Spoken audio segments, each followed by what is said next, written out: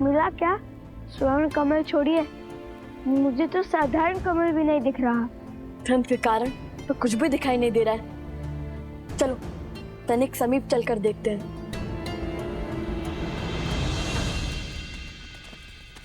देखो पद चिन्ह।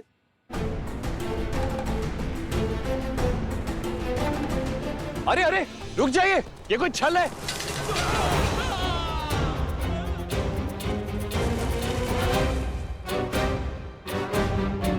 हमें अपने सैनिकों को बचाना होगा।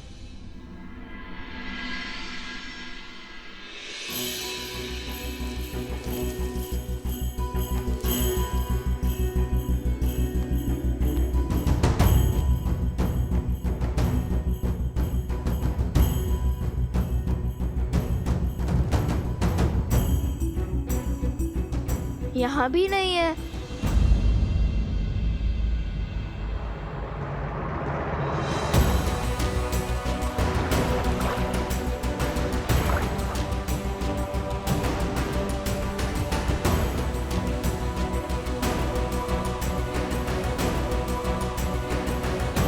भैया मिल गया, कमल मिल गया भैया।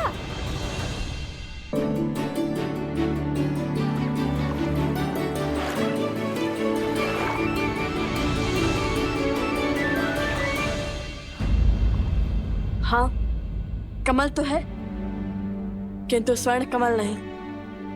आज सोम हमारे साथ नहीं है, तब भी दुर्भाग्य हमारा पीछा ही नहीं छोड़ रहा। हाँ,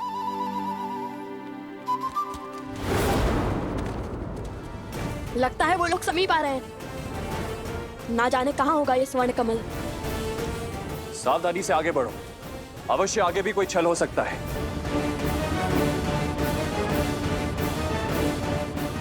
कुछ कहीं हम कुछ भूल तो नहीं रहे?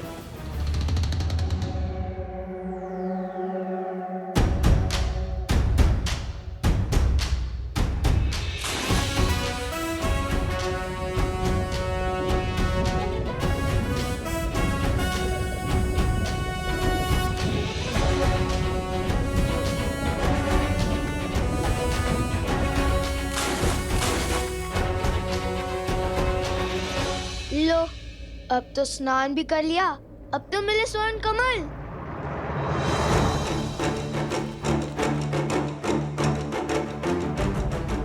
भैया ये आने वाले हैं, चलिए पानी के भीतर छुप जाते हैं। ऐसे कब तक छुपेंगे कुश? और यदि वो भी जल में उतर गए तो? अब ये सोचो कि हम चूक कह रहे हैं। और यदि भगवान वाल्मीकि ने कहा है तो दिव्य स्वर्ण कमल भी तो यही होने चाहिए ना? किसी ने चुरा तो नहीं लिए? अरे कुश, स्वर्ण कमल कोई कैसे चुरा सकता है? उनके रक्षक तो स्वयं यक्षराज कुबेर हैं, कुबेर।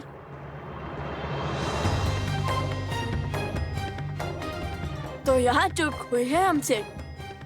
कुबेर मंत्र का जाप करने को कहा था गुरुवर भरद्वाज ने हमें।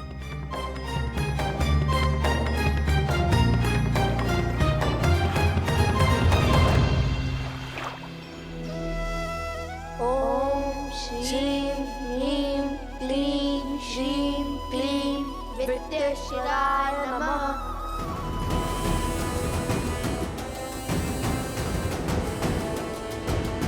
नदी की ओर चलिए, अवश्य ही वो अपनी प्यास तृप्त करने नदी की ओर भागे होंगे। ओम श्रीं ह्रीं क्लीं श्रीं विद्येश्वराय नमः। ओम श्रीं ह्रीं श्रीं क्लीं विद्येश्वराय नमः। ओम श्रीं ह्रीं क्लीं श्रीं क्लीं विद्येश्वराय नमः। ओम श्रीं ह्रीं क्लीं श्रीं क्लीं विद्येश्वराय नमः। ओम श्रीं ह्रीं क्लीं श्रीं क्लीं विद्येश्वराय नमः। हे तमसा माता, सहायता कीजिए हमारी। हमारी माता भी आप ही की भांति हैं, प्रकृति का अंग। आप जल देवी हैं और हमारी माता वन देवी हैं। बचाइए हमें तमसा माता। विद्येश्वराय नमः। ओम श्रीं ह्रीं क्लीं श्रीं क्लीं वेंकटेश्वराय नमः। आपके पुत्रों को हमारा आशीर्वाद प्राप्त करने के लिए नदी में स्वयं स्नान करना होगा और आपकी संतानों की सुरक्षा हमारा दायित्व है।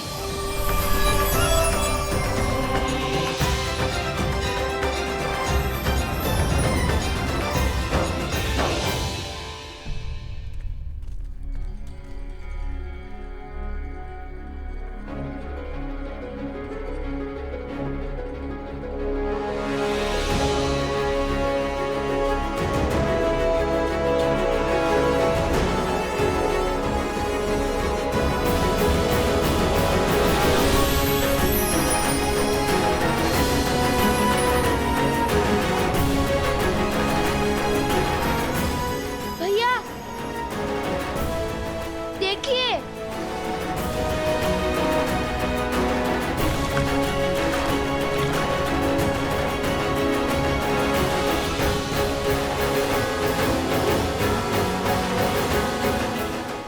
ये तो कुबेर की नगरी, अलोकापुरी का द्वार है।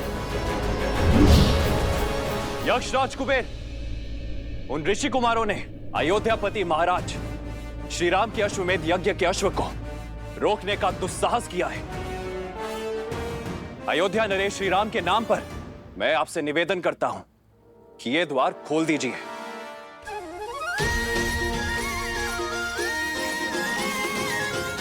ये तो अवश्य ही यक्षराज कुबेर की नगरी आलोकपुरी लगती है।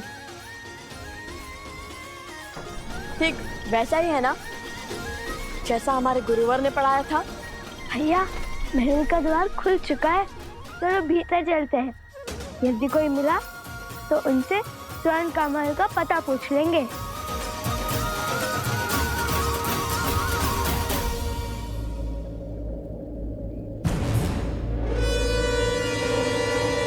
सत्य कहते हैं भैया, भय बिन होए ना प्रीत। यक्षराज कुबेर, यदि आपने ये द्वार नहीं खोला तो आपको मेरे बाणों का सामना करने के लिए सज्ज होना पड़ेगा। और स्मरण रहे, इक्ष्वाकु वंशजों के बाण कभी भी खाली नहीं गए हैं।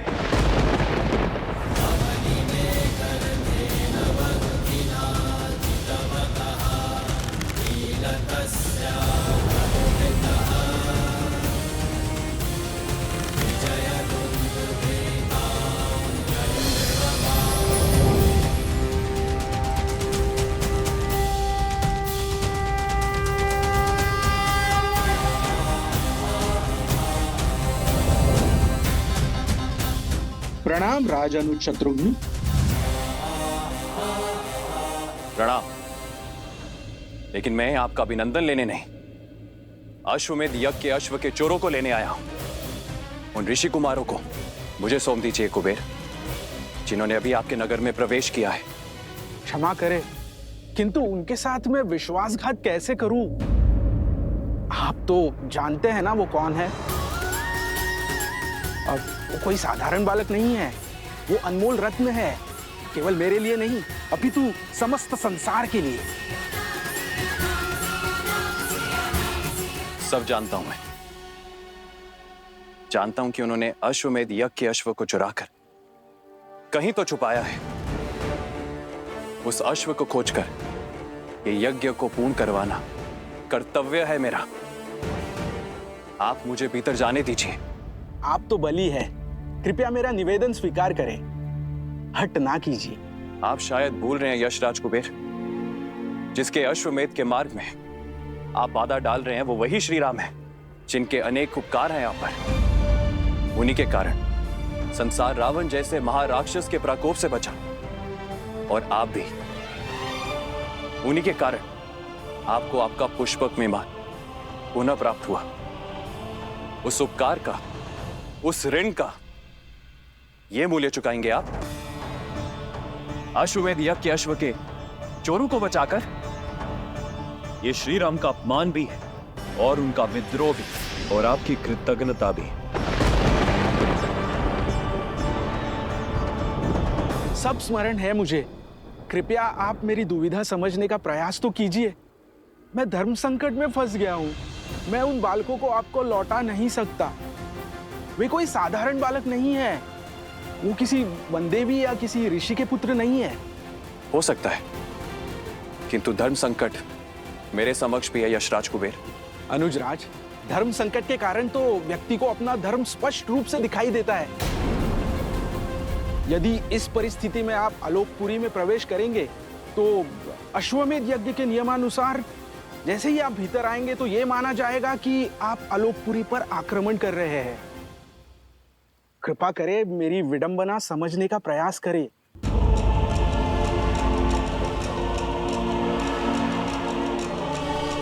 ठीक है, खेलिए दांव, पर भूलिएगा मत, चोर का सहायक भी चोर ही होता है कुबेर।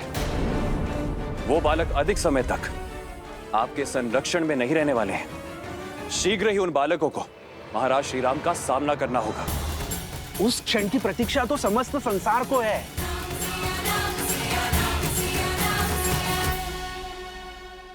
सहस्त्र मुख की माया यही जाने कैसे कैसे दांव खेलता है ये। मेरा मन तो कहता है कि अभी इस अश्व को मारकर अपने प्रतिशोध की धधकती ज्वाला को बुझा लूं।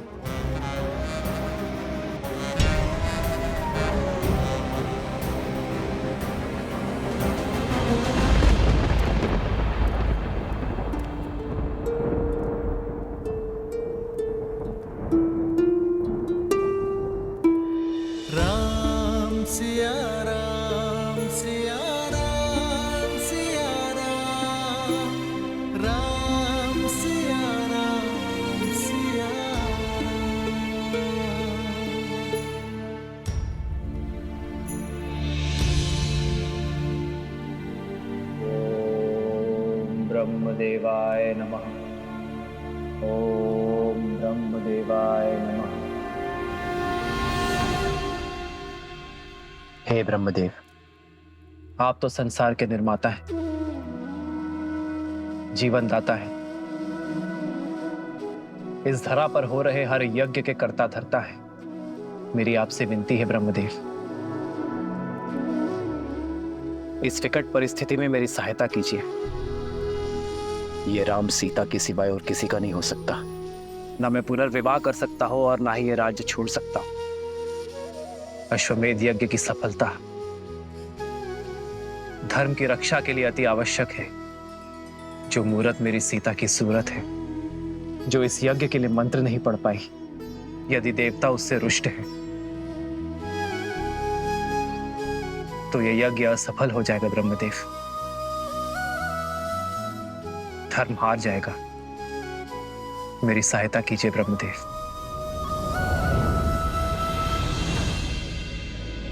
ओम ब्रह्मदेवाय नमः। ओम ब्रह्मदेवाय नमः। ओम ब्रह्मदेवाय नमः। ओम ब्रह्मदेवाय नमः। ओम ब्रह्मदेवाय नमः।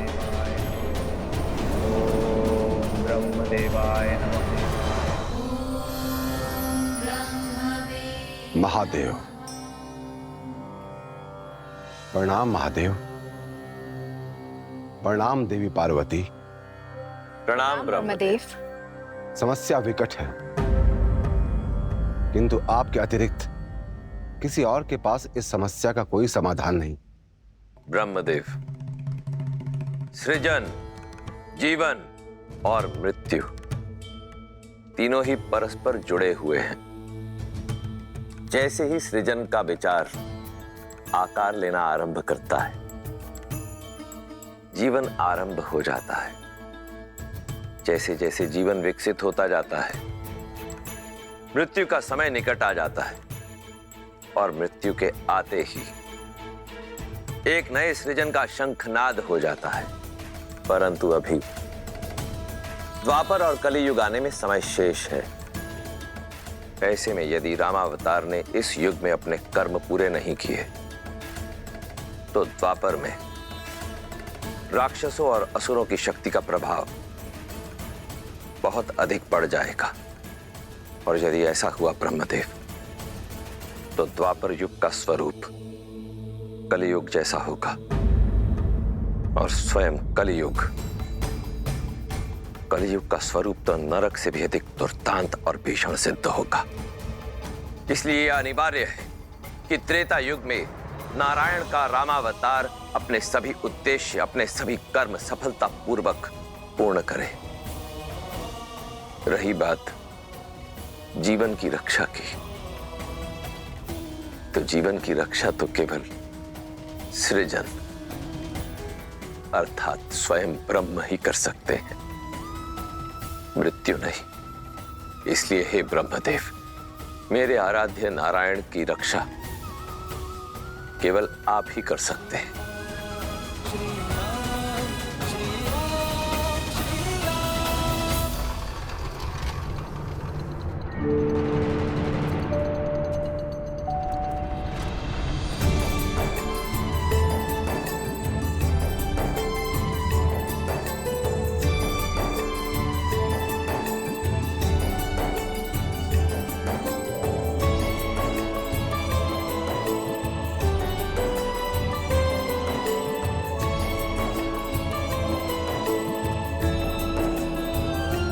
ये महल तो पूरा स्वर्ण से बना है।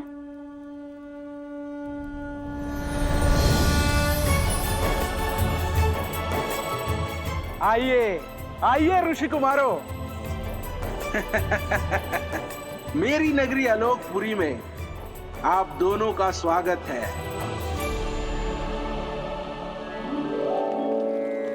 कहिए किस प्रयोजन से आना हुआ? प्रणाम कुबेर देव। घर से तो माता सीता को खोजने का प्रण लेकर लिखने थे, किंतु भगवान वाल्मीकि के आदेश अनुसार पहले हमें हमारी माता वन देवी के लिए स्वर्ण कमल लेने जाना है। असंभव को संभव करने की शर्त रखी है भगवान वाल्मीकि ने आपके समक्ष। देखिए, हमें स्वर्ण कमल दे दीजिए। क्षमा करें, वो संभव नहीं है। मेरी बात मानिए कुमारों, आप आश्रम लौट जाइए और अपना जीवन तपस्या में लगाइए। कदाचित उचित समय आने पर आपको वो स्वर्ण कमल मिल जाएगा। सुनिए, त्रिकालदर्शी है भगवान वाल्मीकि। यदि उन्होंने हमें स्वर्ण कमल लाने के लिए कहा है तो वो हमारे माता सीता तक पहुंचने का मार्ग बनेंगे। विनती कर रहे हैं, दे दीजिए स्वर्ण कमल, अन्यथा बल से छीन लेंगे।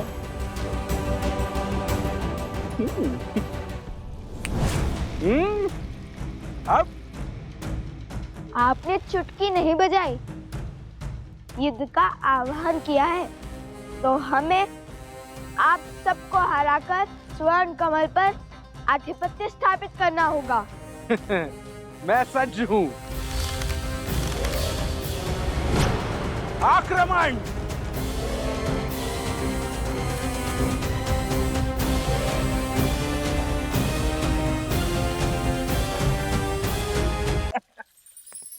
असंभव को संभव करने की शर्त रखी है भगवान वाल्मीकि ने आपके समक्ष।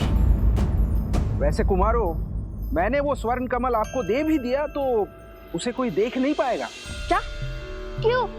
वो ऐसे कि इस ब्रह्मांड में अनगिनत दिव्य वस्तुएं होती है, क्या वो सभी हमें दिखाई देती है? नहीं ना? ठीक उसी प्रकार आप जानते हैं, एक काल था जब ये द्वार सभी को दिखाई देते थे। वो समय था सत्ययुग। तब देव और मनुष्य वार्तालाप करते थे, किंतु आज की स्थिति में केवल मंत्रोच्चारण के पश्चात ही ये द्वार सामने आते हैं, जैसे आपके सामने आए। उसके पश्चात द्वापर युग में ये आलोकपुरी के द्वार पूर्ण रूप से अदृश्य हो जाएंगे और केवल सत्कर्म करने वाले व्यक्ति ही इस द्वार से भीतर आ पाएंगे, वो भी मृत्यु के पश्चात। और कलयुग में तो कोई भीतर आ भी नहीं पाएगा, मृत्यु के पश्चात भी नहीं। हाँ, केवल श्री विष्णु जी के या उनके अवतारों की पूजा करने वाले भक्त भीतर आ सकते हैं। और इस युग में आलोकपुरी की कोई वस्तु धरती पर दिखाई भी नहीं देगी। पुष्पक का क्या? हमने रामायण पढ़ी है, पुष्पक तो सबको दिखता है। पुष्पक की महिमा विशेष है। पुष्पक का निर्माण विश्वकर्मा ने धरती पर किया था और उसे यहाँ स्थान प्राप्त हुआ क्योंकि उसने प्रभु श्री राम की सेवा की थी। तो हम भी तो सबसे बड़े भक्त हैं श्री।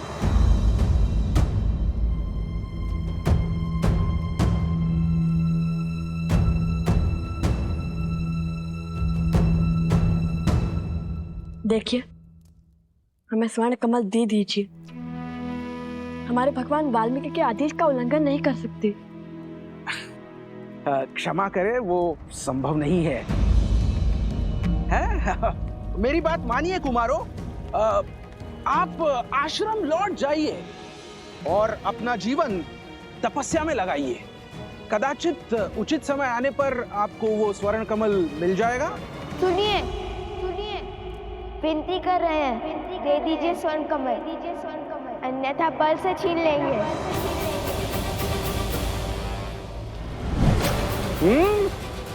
अब